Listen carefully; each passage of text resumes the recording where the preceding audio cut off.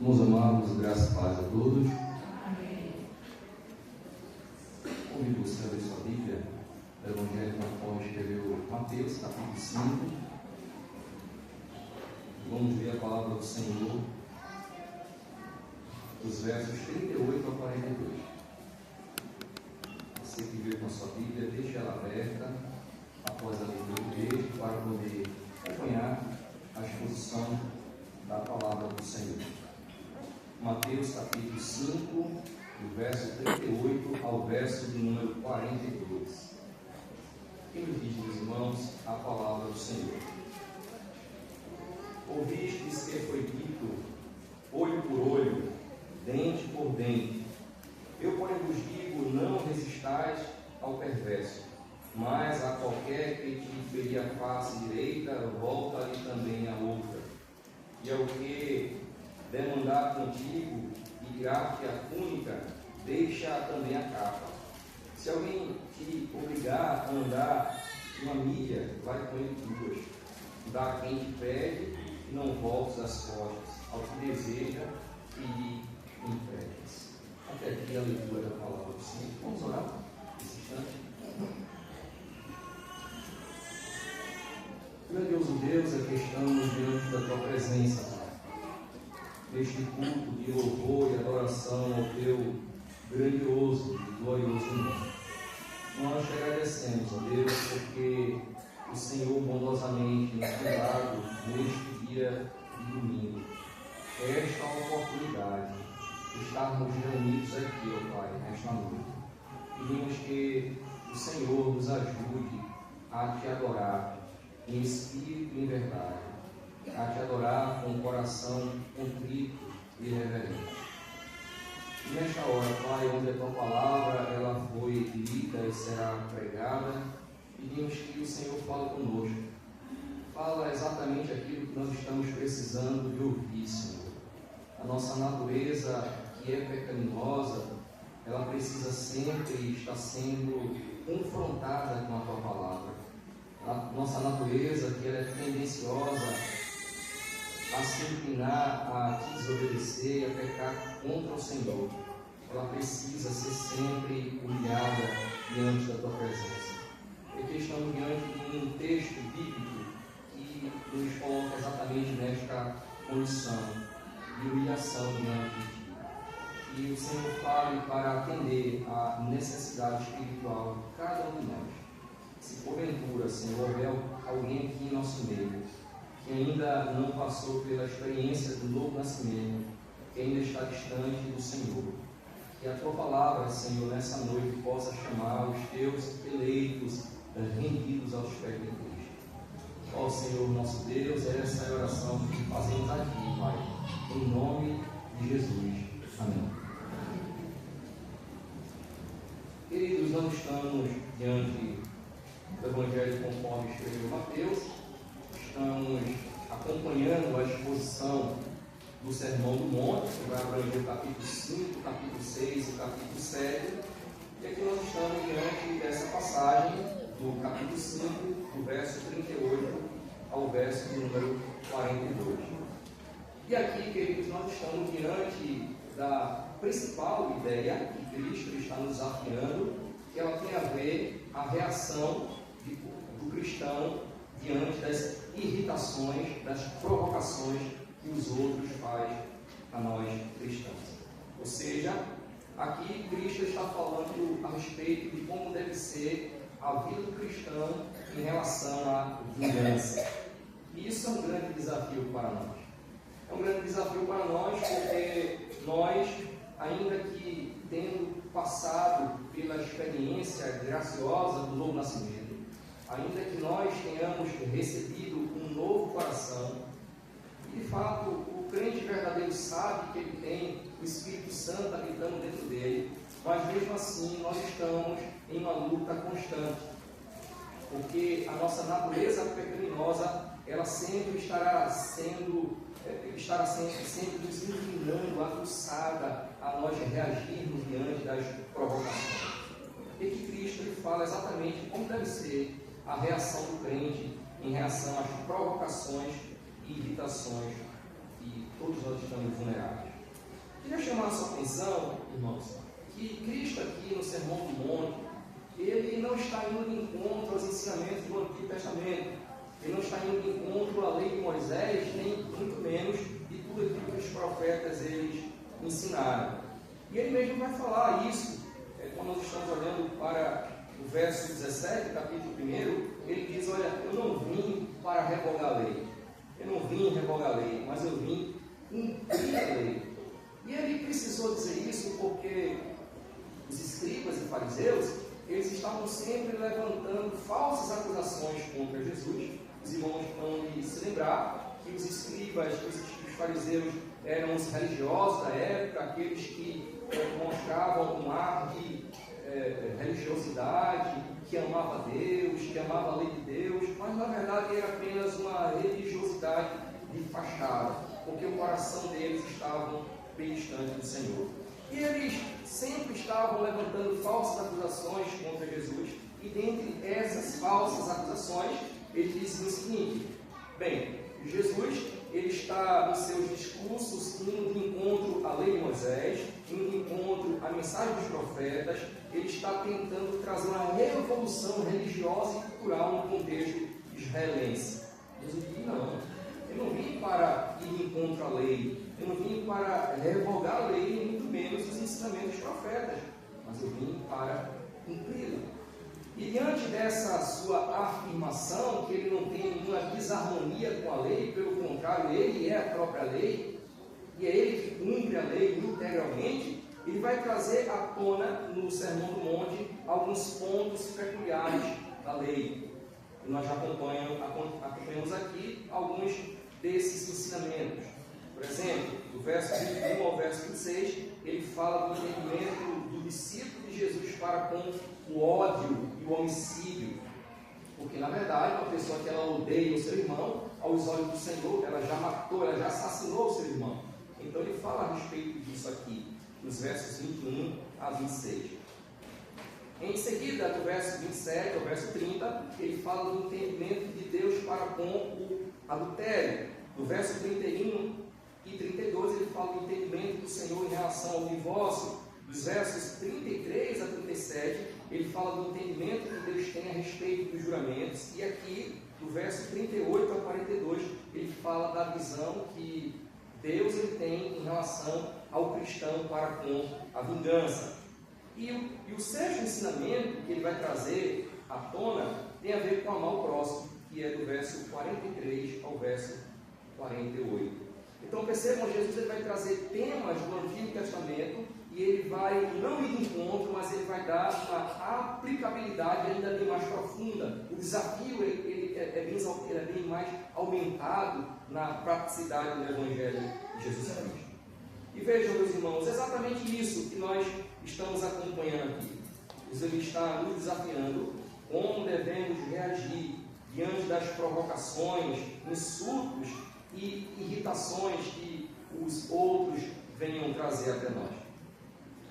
E dentre as várias partes do Sermão do Monte, essa passagem aqui do cristão em relação à vingança tem sido uma das partes que tem tido uma maior dificuldade de interpretação.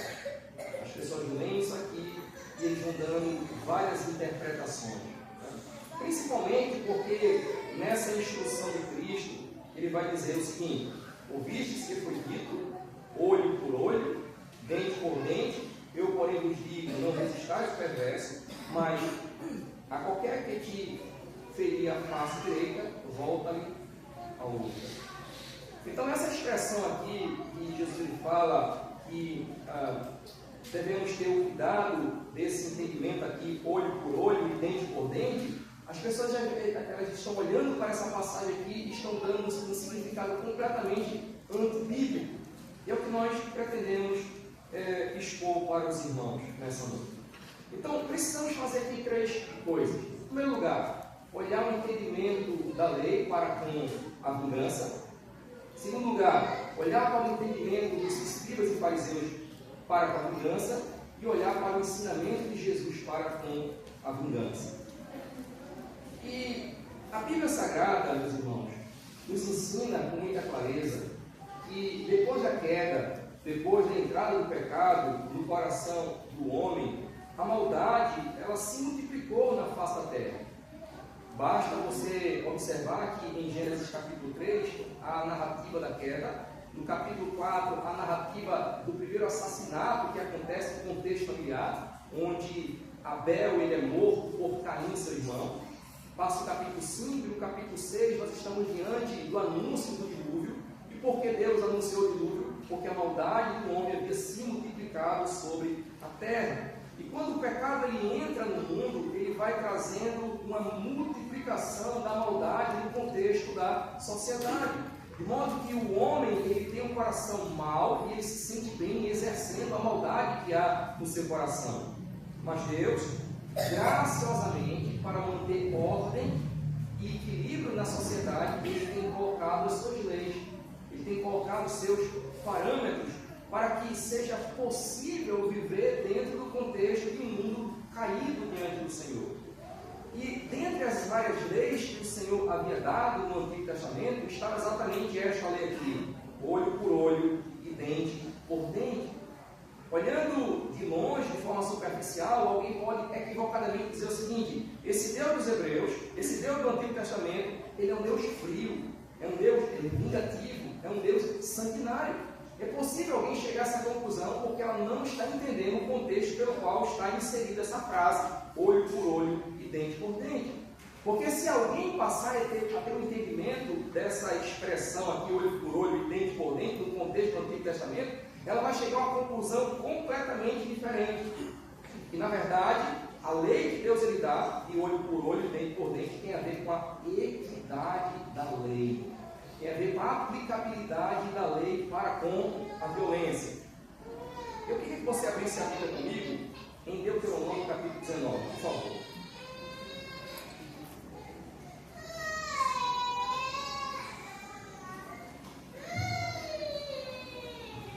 Veja aí, por favor, Deuteronômio 19. E deixe a sua Bíblia aberta nessa passagem. Nós vamos ler a princípio o verso 21. Depois nós leremos outros versos.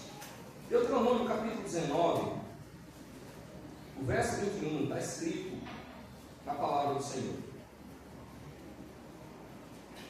não o olharás com piedade, vida por vida, olho por olho, dente por dente, mão por mão, pé por pé.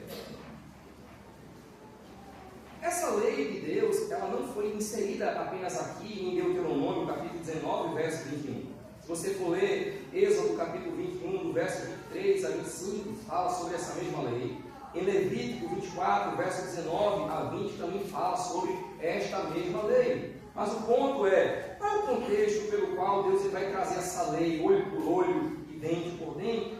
E o contexto, meus irmãos, ela tem a ver exatamente com a aplicação da sua lei. Vejam só, o contexto aqui, ele tem a ver com uma sociedade de pessoas caídas, pessoas que estão lutando contra o seu pecado.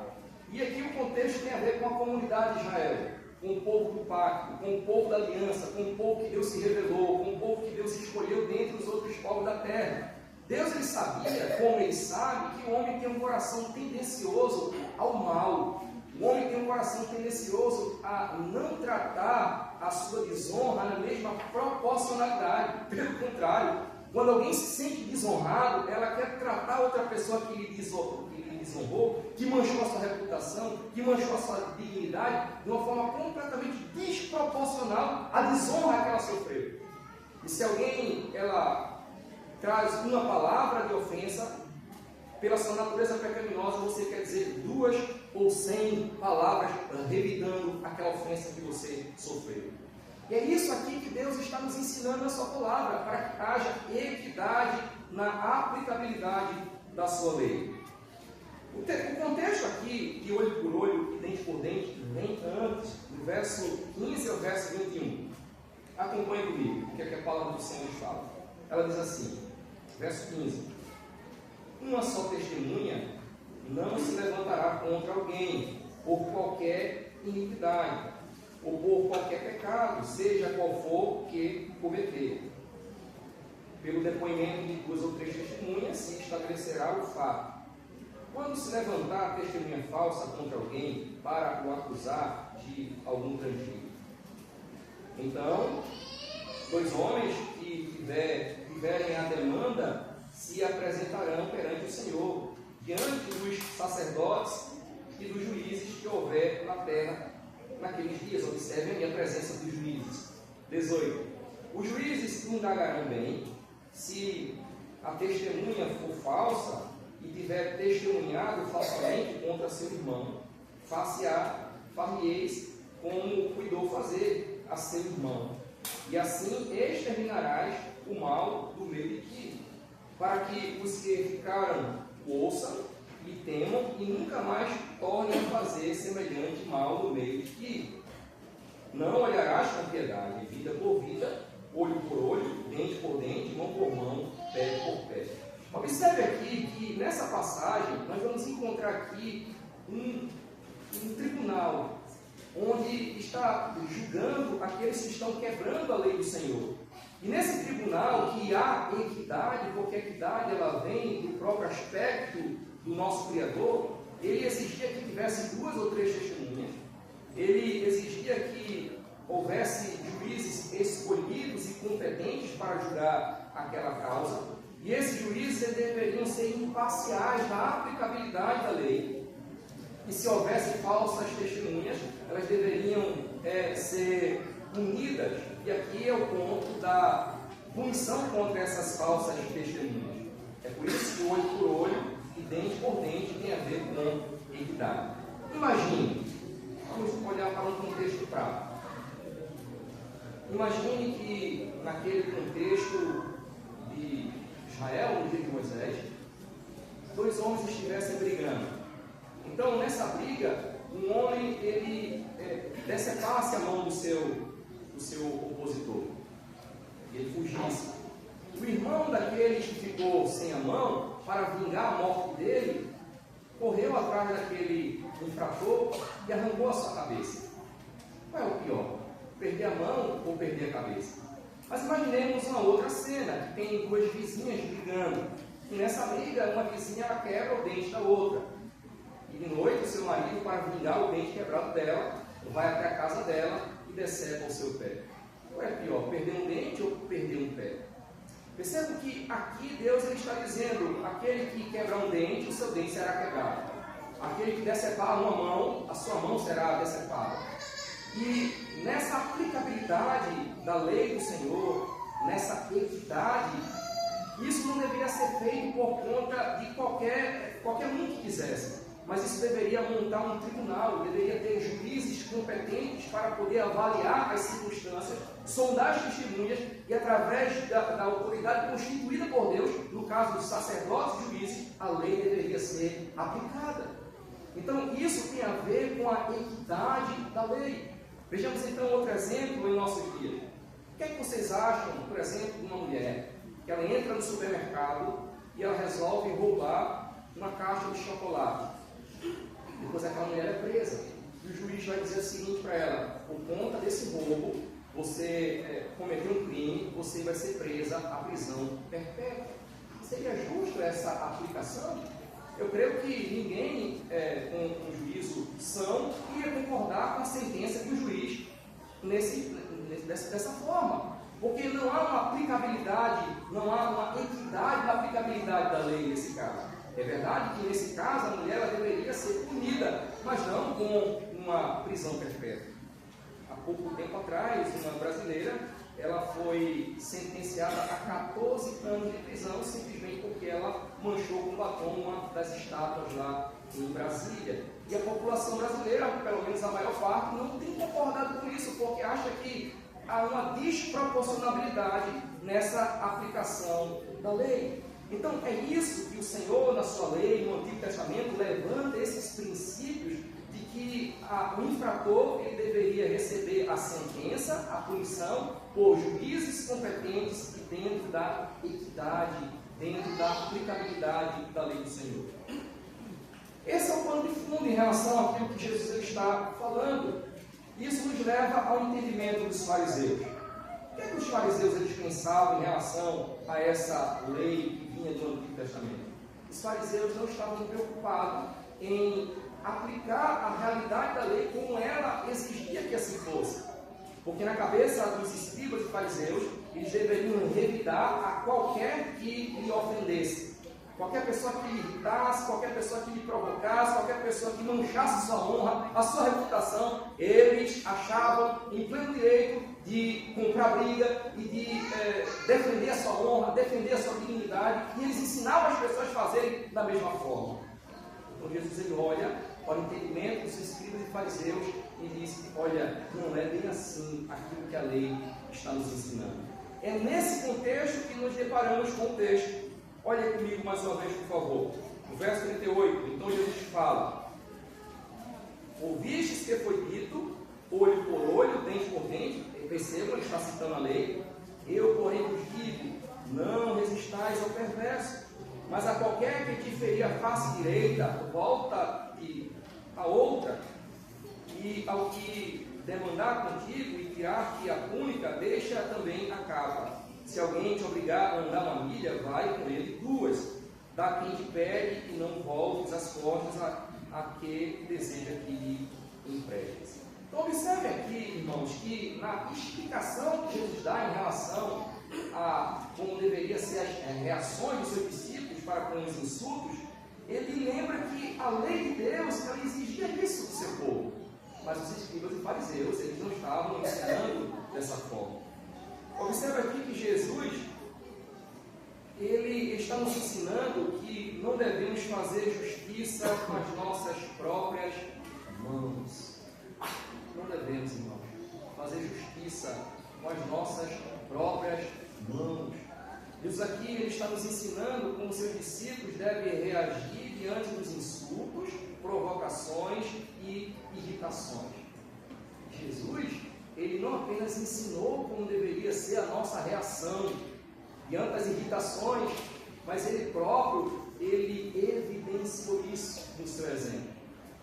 Nós podemos comprovar quando ele vai à cruz, porque quando ele vai à cruz, ele não reage na proporcionalidade dos insultos que ele recebeu. Então, vejam, ele está trazendo aqui um significado bem mais profundo em relação àquilo que a lei ela aplicava no Antigo Testamento. Você vai trazer um desafio individual da nossa reação diante dos insultos. Nós não temos nenhum direito, segundo a ética do reino de Deus, de revidar na mesma proporcionalidade. Dente por dente, olho por olho, fratura por fratura. Isso no Antigo Testamento tinha que ter juízes competentes para julgar, mas no Novo Testamento nós não temos esse mesmo direito. Nós precisamos reagir à luz do ensinamento do Senhor Jesus Cristo. E para que esse ensinamento ficasse claro para com os seus discípulos, ele nos oferece aqui 4 exemplos práticos. Observe o que é que ele vai dizer. No verso 39, ele vai dizer: olha, qualquer que te ferir a face direita, volta ali também a outra. Quando Jesus está falando sobre alguém ferir a face direita, a ideia aqui seria de um insulto. E o insulto, no contexto que Jesus está falando, seria uma tapa com o lado de fora da mão. Seria um bofete do lado direito. E na cultura judaica, uma pessoa que recebesse um bofete no seu lado direito do rosto, era uma ofensa pública. Jesus disse assim: se você tiver de sofrer uma provocação pública, não reaja. Se for necessário, você coloque a sua face para o outro lado. E aqui, queridos, nós estamos diante de um grande desafio para nós. Porque a nossa natureza pecaminosa, eu repito, ela não suporta a humilhação pública. A nossa natureza pecaminosa, ela não se sente confortável quando ela é insultada, quando ela é provocada. Nós ficamos irritados e queremos reagir com toda a nossa força. Mas aqui nós precisamos aprender que há 2 sentidos desse ensinamento de Jesus. Ele está falando sobre a nossa reação para com insultos físicos, no caso aqui um bofete no rosto, bem como insultos morais. Como isso aconteceria? Talvez o nosso contexto, né, por certo, é bem diferente daquilo que Jesus estava ensinando para os seus discípulos, porque na nossa cultura nós somos provocados de uma outra forma, de uma outra natureza. Alguém vai lhe provocar talvez com uma palavra, alguém vai lhe provocar talvez com um olhar, com um gesto de desprezo, dando as costas para você, ou quem sabe no contexto das mídias sociais, colocando uma figurinha, colocando uma frase, lhe insultando, lhe irritando. Então Jesus está nos ensinando aqui, olha, se alguém lhe irritar, se alguém lhe provocar a você reagir, não dê atenção a essa irritação. Não dê atenção ao que essa pessoa está querendo fazer com você. E se for necessário, esteja pronto para que ela repita novamente esse insulto, essa irritação para você. Mas seria o contexto de ver o outro lado da sua face. E ele continua ainda falando, vejam aí, no verso 40. E o que quer demandar contigo, tirar-te a túnica, deixa ali também a capa. Para os hebreus, isso havia um peso muito grande, porque a túnica, às vezes, era passada de pai para filho, e tinha um valor sentimental muito grande. Ele disse o seguinte, olha, se alguém ela quer tirar judicialmente essa túnica de você, não compre essa briga, não faça, não se irrite diante disso, não faça uma quebra de braço diante disso. Essa pessoa quer a sua túnica, não dê apenas a túnica, dê também a ela a capa, mas não entre no seu jogo de provocação. Outro exemplo que ele vai falar aqui é, verso 41. Se alguém te obriga a andar uma milha, vai com ele 2. E a ideia aqui que Jesus está trazendo, ela tem a ver com a abominação dos soldados romanos da Palestina. Porque pela lei de Roma, um soldado romano, ele poderia pegar um hebreu e dizer assim, olha, carrega esse peso aqui comigo, 1 milha. Você é obrigado a fazer isso, nós estamos dominando a Palestina. Jesus está dizendo assim, olha, se você for provocado a carregar um peso, a mando de um soldado romano, e ele quiser que você caminhe 1 milha com ele, faça uma coisa, não caminhe 1 milha só, caminhe 2 milhas, mas não entre na provocação dele. E por fim, verso 42 ele fala, dá a quem te pede, e não voltes as costas aos que desejam que lhe emprestes. Ou seja, se alguém pede algo a você, que está precisando, você vê que ela carece daquilo que ela está precisando, e a ela. Não endureça seu coração, não dê as costas, ajude quem está pedindo a sua ajuda. Então, queridos, é isso que Cristo está nos ensinando a respeito da ética do reino de Deus. A ética do reino de Deus requer de nós renúncia da nossa natureza pecaminosa. E a grande lição que aprendemos aqui, irmãos, a principal lição que nós aprendemos aqui tem a ver com como reagir às provocações, insultos. Normalmente vocês aqui todos já passaram por experiências assim, de alguém lhe insultar, de alguém lhe provocar, de alguém querer mexer com os seus nervos. As crianças passam por isso. Ou a criança que nunca foi provocada com amiguinhos assim, meu brinquedo é melhor do que o seu. A minha roupa é mais bonita do que a sua. Meu cabelo é melhor do que o seu. São provocações. Desde pequenos nós somos provocados a nos irarmos contra as provocações e aos insultos. Quando nós crescemos, de uma hora ou outra, nós somos também provocados a nos irarmos com aquele que está manchando a nossa reputação, manchando com a nossa dignidade pública, porque eu tenho eu tenho um nome a zelar, e às vezes ficamos com esse sentimento borbulhando no nosso coração, mas a questão toda é, você é discípulo de Jesus ou não? Porque se você não for discípulo de Jesus, muito bem, você está livre para reagir da forma que você acha que está certo. Mas se você diz que é discípulo de Jesus, aqui está a lei de Cristo. Eu estou dizendo que isso é fácil, meus irmãos. Pastores também são provocados. Mas a questão é, será que nós temos uma outra opção para agradar o Senhor? Não. A única opção que nós temos, irmãos, é de nos submetermos à palavra do Senhor. Provérbios, no capítulo 20, verso 22 diz, não digas, vingar-me-ei do mal, espera pelo Senhor e Ele te livrará. Provérbios 24, verso 29 diz: não digas como que Ele me diz a mim, assim lhe farei a Ele, pagarei a cada um segundo a sua obra. Então veja que esse ensinamento de não reagir diante das provocações, esse ensinamento já vem no Antigo Testamento. O Senhor exigia do seu povo, na antiga aliança, que o seu povo não cedesse às provocações. Então Cristo pega esse ensinamento e dá uma profundidade ainda bem maior diante da nossa realidade. A Bíblia ela vai trazer vários exemplos de pessoas que elas foram irritadas, mas elas agiram de uma forma contrária. O que dizer de Ana, esposa de um homem chamado Elcana? Ele tinha duas mulheres, Ana e Penina, sendo que Ana ela era estéril e Penina ela tinha sua madre Rebeca, ela tinha filhos e Ana não tinha filhos.